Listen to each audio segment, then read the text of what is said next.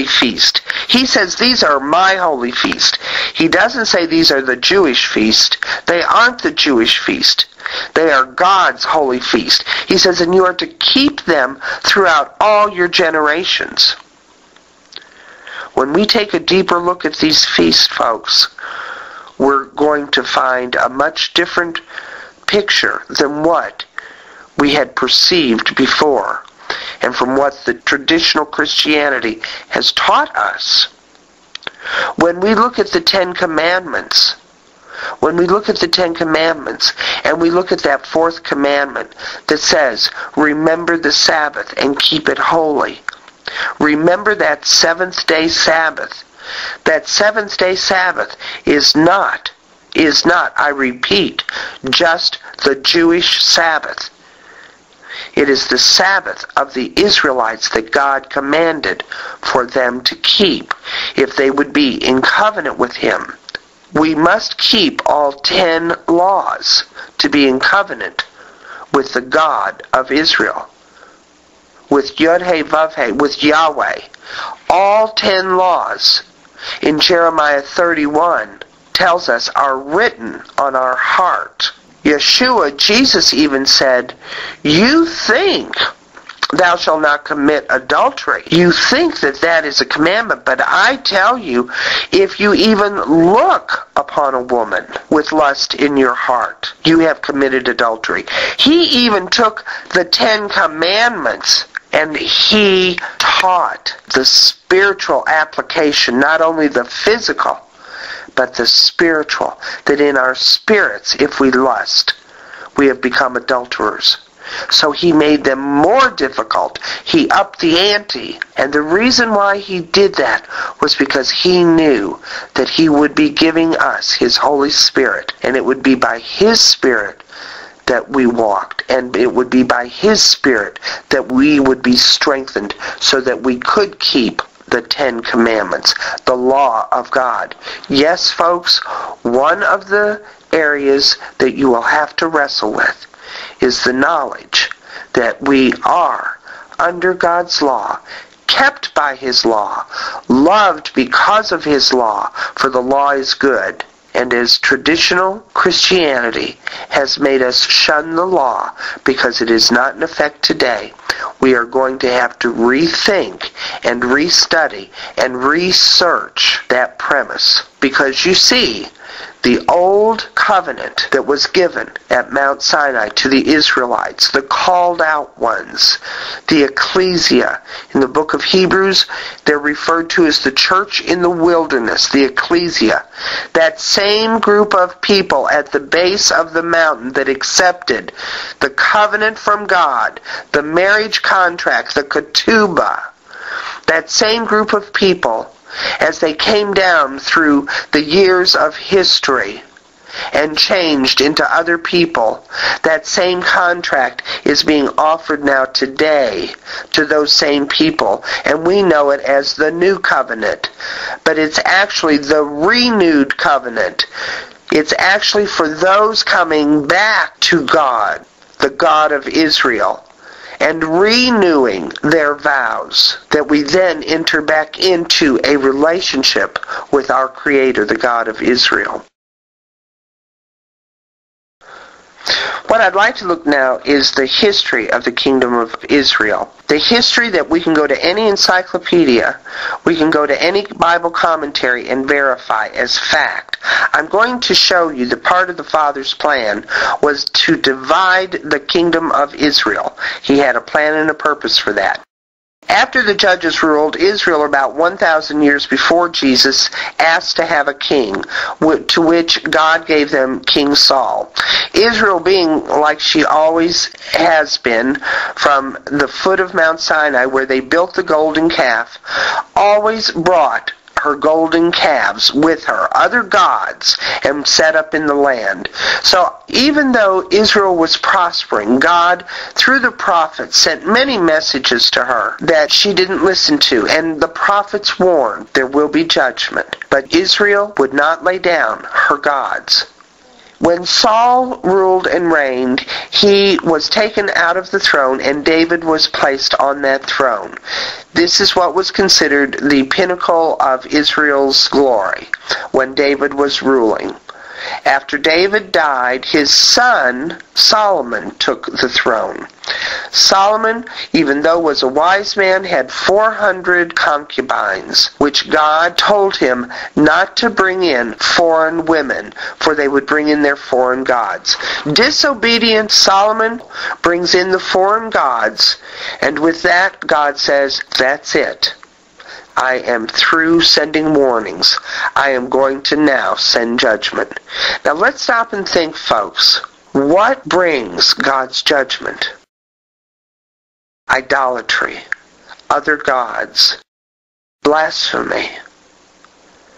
Is there any of these things going on now today in the people of faith? The people who profess to be worshipers of the God of Israel. If there is, and if we see it, we know that God's judgment is standing at our door. When Solomon died, God told him before he died, I won't rip the kingdom apart from your hands for your father's sake, but from your son I will tear apart the kingdom. So that after Solomon died and Rehoboam, Solomon's son, was appointed king, Rehoboam spoke to the entire kingdom, and he said, you thought my father was difficult and hard, but I am going to be twice as hard. To which the people of the 10 northern tribes said, we refuse to make you our king, no taxation without representation. And they said, to our tents we will go. And it says, they then took Jeroboam and appointed him king over the 10 northern tribes. And it was at this point in time, around 950 years before Jesus, that the kingdom of Israel was divided in two. But God says in the scriptures, don't worry, this is of me. This is my doing. The kingdom was split in two. The northern 10 tribes were referred to from that point on as the kingdom of Israel. And the southern 2 tribes, Judah and Benjamin, were known as the kingdom of the house of Judah. The kingdom of Judah. Those 2 nations, they have now become 2 nations. That one kingdom that was divided became 2 nations. Scripturally, you will find that the house of Israel is also referred to as the house of Ephraim. It is also referred to as the northern kingdom. The northern kingdom was also known as the house of Joseph. Judah is scripturally referred to as the house of Judah and the southern kingdom. Together, all 12 tribes have been referred to as the house of Jacob. I want you to look up these terms in your concordance.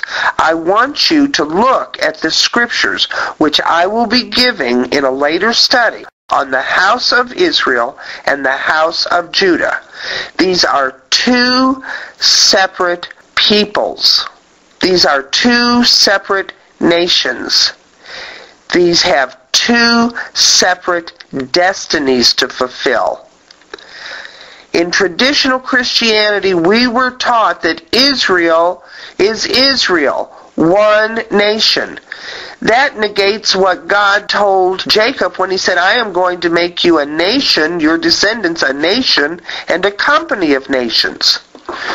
So, who's telling the truth and who's lying? When the church refers to Israel as one nation, then what happened then to God's promise to Jacob, I will make you a nation and a company of nations? Whereas when we look and we understand that northern 10 tribes were split from the southern 2 tribes, and who are those 2 tribes in the south? Judah and Benjamin. And who comes from Judah? What are the name of those people? What name is named upon them? The Jews. And eventually, the Benjaminites would be known as the Jews. And the Levites who ran down to the southern kingdom are known as the Jews. Eventually, that would become their common name. But scripturally, that is not their name. Scripturally, as Paul even said, "For I am a Benjaminite." He didn't say he was a Jew. He said, "I am a Benjaminite." The house of Judah and the Israelites who came out of Judah are now known commonly as the Jews.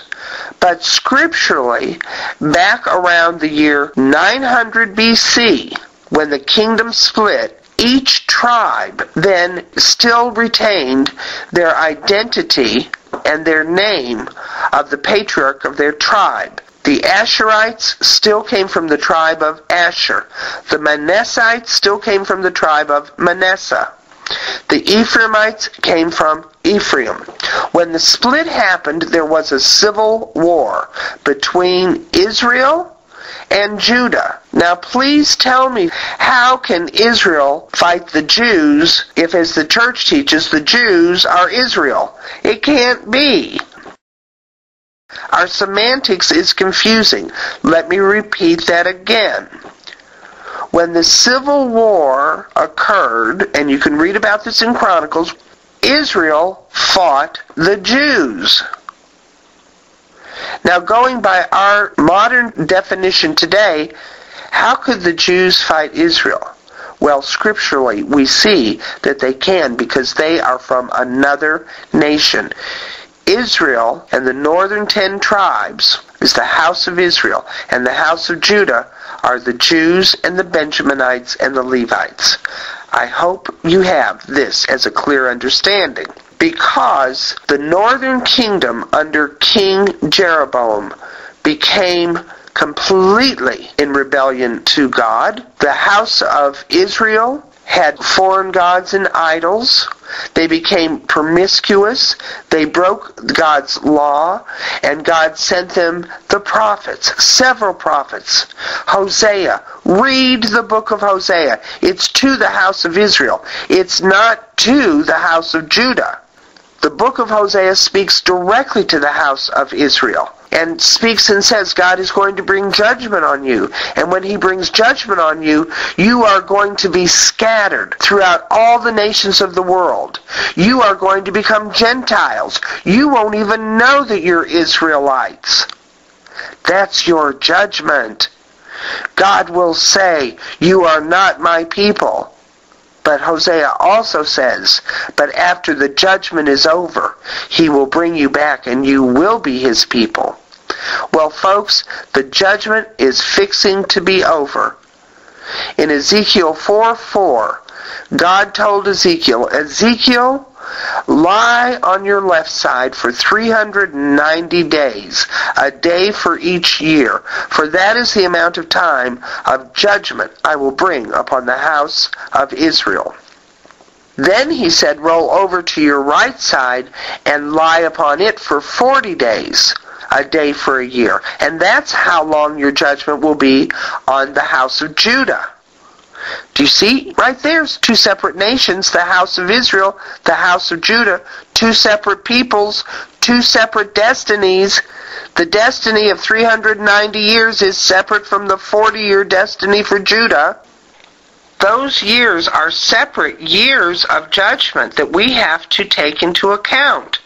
We have got to rearrange our thinking, our scriptural thinking, our scriptural understanding, our scriptural perspective, and understand that the house of Judah and the house of Israel are two separate peoples. Now, when the Father sent judgment on the house of Israel in 721 by the Assyrian army, the Assyrians came in and carried out the Israelites who lived in the northern kingdom, and carried them out and scattered them throughout their empire. That scattering has never, ever been regathered back to the land. They kept on migrating. A wonderful researcher in Jerusalem, an Orthodox Jew, Yair Davidi, has published many books on the migration